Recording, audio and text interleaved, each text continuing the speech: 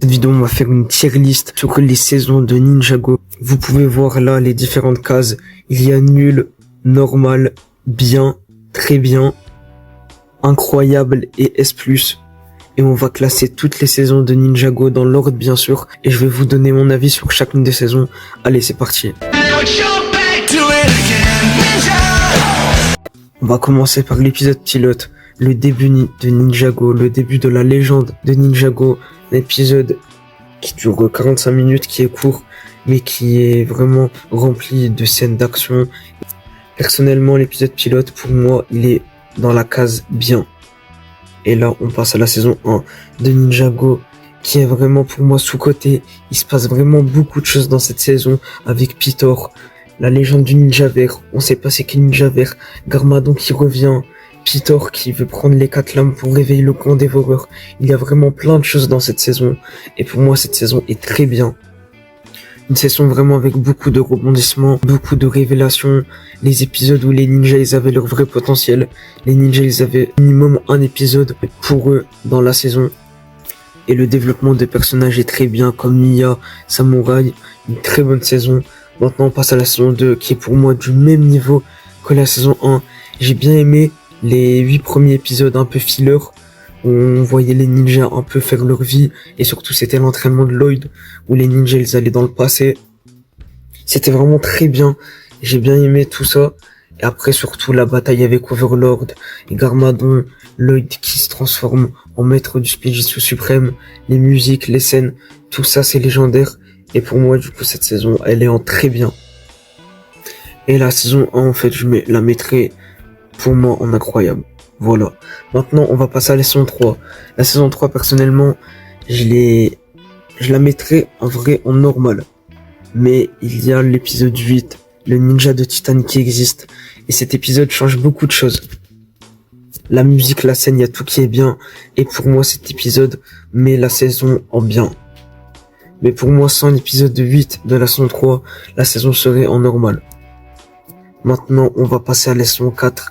Qui est juste incroyable. Il se passe vraiment beaucoup de choses, mais pour moi elle est plus qu'incroyable, elle est en S+. C'est une saison vraiment qui est légendaire. On passe d'un tournoi de Maître Chen, après on apprend aussi plusieurs choses sur le passé de Garmadon de Maître Wu avec les maîtres élémentaires, et même on découvre plein de nouveaux personnages comme Karloff, Skylor, et surtout tous ces nouveaux personnages on les découvre au sein d'une seule même saison. Et on découvre qu'il y a en réalité plusieurs maîtres élémentaires, l'histoire, la musique, l'animation, il y a tout qui est bien dans cette saison. Et pour moi, cette saison est en S+. Maintenant, concernant la saison 5, c'est pour moi la meilleure saison de tout Ninjago. Chaque ninja, à part Jay et Zen, ils ont leur arc narratif, ils ont leur moment de gloire. Le personnage de Moro est sensationnel. Son histoire est magnifique pour moi. Et son design aussi. La musique dans la saison 5 est très bien, le combat final aussi, Lloyd qui prend la tenue de son père et qui se combat contre Moro, ce combat il était vraiment incroyable, même Moro et Lloyd qui vont au royaume de Shima, ça c'était vraiment stylé. Pour moi la saison 5 elle est en S+. Maintenant concernant la saison 6, je vais peut-être me faire des ennemis, mais pour moi la saison 6 je la mets en normal. À cause de quoi? À cause de l'épisode final. Pour moi l'épisode final c'est vraiment s'il est bien, la saison est bien, s'il est nul, la saison est nulle. C'est lui qui décide un peu du sort de la saison. C'est pour ça par exemple que j'ai mis la saison 3 en bien et pas en normal, puisque l'épisode 8, le sacrifice de Zen était sensationnel. Mais là le dernier épisode de la saison 6, je l'ai vraiment pas aimé. Puisque aucune personne se souvient des événements de la saison 6, à part Jay et Nya. Mais le problème c'est que c'est comme si la saison 6 en réalité elle n'avait jamais existé. Et pour moi, c'est ça le plus grand défaut. Et même personnellement, j'ai pas trop aimé la saison 6. Parce qu'on s'attardait surtout sur un ninja, Jay. Et moi, je préfère les saisons où les ninjas principaux, c'est en groupe. Comme la saison 4 ou la saison 1. Ou la saison 5 même. C'est pour ça que je vais mettre la saison 6 en normal. Maintenant, concernant le jour des hommes disparus. Pareil, je vais le mettre en normal. Mais pour moi, si le jour des hommes disparus serait une saison, elle serait vraiment pour moi très très bien classée. Peut-être même incroyable. Le développement de Moro, qui fait son retour et qui aide les ninjas. Et c'était surtout la première saison où Cole il était le ninja principal. Et moi je la mettrais en normal. Parce que malheureusement, cette saison elle est beaucoup trop courte.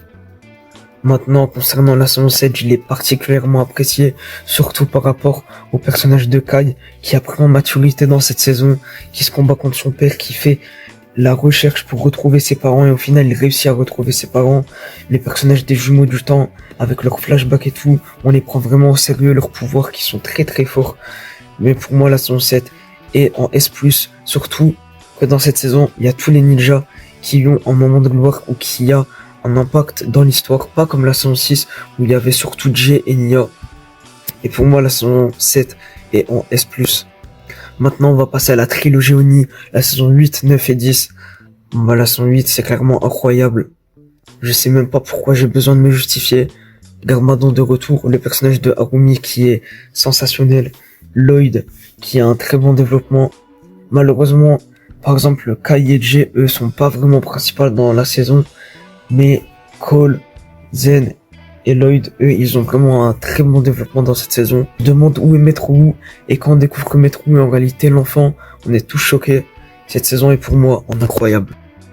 Maintenant, on va passer à la saison 9. La saison 9, pour moi, qui est très sous-cotée. Il y en a beaucoup qui mettent la saison en 8e, 9e. Pour moi, c'est clairement la deuxième meilleure saison de tout Ninjago. Chaque ninja a un moment de gloire. Le retour des maîtres élémentaires, depuis la saison 4, on les a pas vus.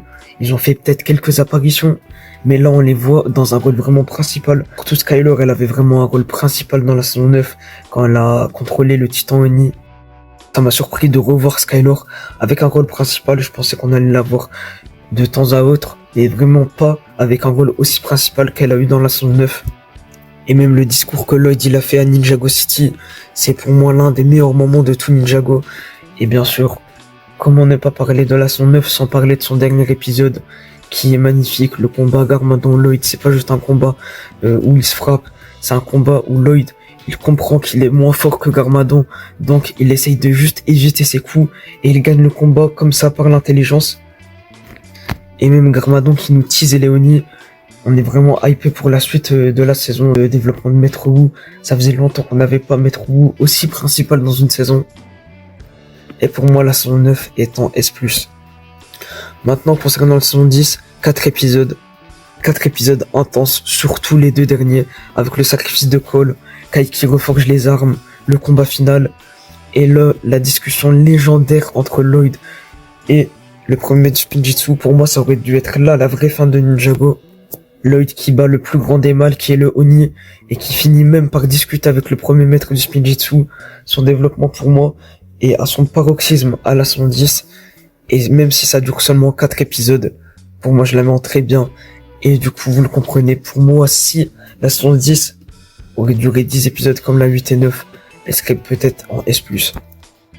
Maintenant on va passer à la saison 11, la saison 11 jusqu'à la saison 16, avec l'ère des épisodes de 10 minutes, c'est vrai ça casse un peu le rythme les épisodes de 10 minutes, mais personnellement la saison 11, la partie de feu moi je la mettrais en normal, mais la partie de glace, moi je la mettrais en incroyable. Akita, l'empereur de glace qui est en réalité Zen, du coup on a un Zen méchant, c'est ultra original. Et même le développement de Kai, avec son pouvoir élémentaire, il essaie de le retrouver. Lloyd et Akita qui veulent rechercher Zen, mais Akita c'est pour le tuer et Lloyd c'est pour le sauver. Même l'histoire tout autour du royaume de non-retour, avec les différents personnages comme Sorla ou Krag. La saison 11 partie glace est pour moi dans la case incroyable, mais malheureusement la partie de feu est pour moi dans la normale. Du coup la saison 11 en globalité je la mettrai en très bien. Maintenant on va passer à la saison 12 que j'ai clairement pas apprécié. J'aime pas trop les personnages à part Scott ou Okino. En fait pour moi le plus grand problème c'est l'importance par exemple de Jay qui est censé être le ninja principal, mais Lloyd est plus important dans la saison 12 que Jay, je vais m'expliquer. Lloyd dans la saison 12, grâce à lui, les ninjas récupèrent la 3e Kitana avec son combat contre Harumi. Personnellement, pour moi, la saison 12, c'est en nul. Maintenant, on va passer à la saison 13. La saison 13, elle, qui est, pour moi, meilleure que la saison 12. Mais Cole, dans la saison 13, on voit vraiment que c'est lui le ninja principal. C'est lui qui combat le sorcier au crâne, c'est lui qui débloque des nouveaux pouvoirs élémentaires. Il débloque même des souvenirs avec sa mère. Tout ça fait pour moi que la saison 13 est en bien. Pas très bien parce que pour moi, il y a des moments un peu mou dans la saison. Comme les ninjas qui vont dans les différents peuples, les Mons et les Geckos. Mais en globalité, c'est une bonne saison. La saison 14, moi je la mettrai en nul. Parce que pour moi, elle est trop courte. J'aime bien la regarder. Mais le problème, c'est qu'elle apporte rien du tout. Et pour moi, c'est la seule saison avec la saison 12 qui vont en nul. La saison 12 et 14 sont les deux seules saisons pour moi de tout Ninjago qui vont en nul. Maintenant, passons à la saison 15 qui est pour moi bien. Mais grâce au sacrifice de Nia et tout ce qui va avec, la saison est clairement dans la case très bien. Le sacrifice de Nia qui décide de faire qu'un avec l'océan pour battre Wujira, même la menace de Wujira qui fait penser un peu au grand dévoreur, avec aussi le personnage de Kalmar qui est vraiment un très bon antagoniste, le personnage aussi de Bentomar que j'ai particulièrement apprécié, et bien sûr le personnage de Nia qui est exceptionnel dans cette saison, et pour moi c'est pour ça que la saison 15 est en très bien. Maintenant on va passer à la saison 16 de Ninjago. La saison 16, je peux en parler 2 heures, tellement qu'il y a de choses à dire. De l'épisode 1 à l'épisode 6 de la saison 16, les 6 premiers épisodes où il devait retrouver Nia, il s'est essayé de rechercher Nia et tout, ça pour moi c'est vraiment la meilleure partie de tout Ninjago. J'ai jamais autant apprécié des épisodes que ces 6 épisodes là, c'était vraiment différent, un vent de fraîcheur, et après même jusqu'à l'épisode 16 c'était très bien, mais pour moi après l'épisode 16 de la saison 16 c'est une catastrophe. En gros, la première partie, pour moi, elle va clairement dans incroyable, voire même S+, mais la deuxième partie, pour moi, pas dans nul quand même, mais dans normal. Par exemple, avec le développement du personnage d'Arumi, qui redevient gentil. Après tout ce qu'elle a fait au ninja dans la saison 8 et 9, elle redevient gentille, ça j'ai vraiment pas apprécié. Et surtout, normalement, Arumi était morte, et c'est Overlord qui l'a ressuscité. Donc si Overlord est mort à l'épisode 30, Arumi aussi doit mourir, puisque Overlord est mort. J'ai vraiment bien aimé cette scène, parce qu'on revoit tous les personnages de la saison 1 jusqu'à là, la saison 16. Je crois même qu'on voit Scales, en tout cas on voit Dareth, on voit Bentomar, on voit plein de personnages. Ça fait plaisir, on montre tout le chemin en fait qui s'est passé de la saison 1 à 16 avec cette scène. Et il y a Metro qui regarde cette scène et qui dit incroyable. C'est représente nous en gros les spectateurs. Quand on voit cette scène, on se dit qu'elle est vraiment incroyable. Et la saison 16, pour moi, je la mettrais en très bien. Mais pour moi, la saison 16 pouvait clairement être en S+, si elle aurait gardé le niveau de la première partie. Mais pour moi, c'est une bonne fin Ninjago. On va faire Dragon Rising dans une deuxième vidéo où je vais pouvoir parler des 3 saisons. Il y aura beaucoup de choses à dire sur ces 3 saisons de Dragon Rising. Mais voilà, vous pouvez voir ma tier list de Ninjago dès l'épisode 0 à l'épisode 16. Voilà, je vous laisse la voir. En nul, en normal, j'ai mis la saison 6. Et le jour des hommes disparus, en bien, j'ai mis l'épisode pilote, saison 3 et saison 13. En très bien, j'ai mis la saison 2, 10, 11, 15, 16. En incroyable, j'ai mis la saison 1 et 8. Et en S+, j'ai mis la saison 4, 5, 9 et 7. Dites-moi vos avis dans les commentaires. Dites-moi quelle est votre meilleure saison de Ninjago dans les commentaires. Et on se retrouve pour une prochaine vidéo. Moi, je vous dis, c'était Zouir. À la prochaine.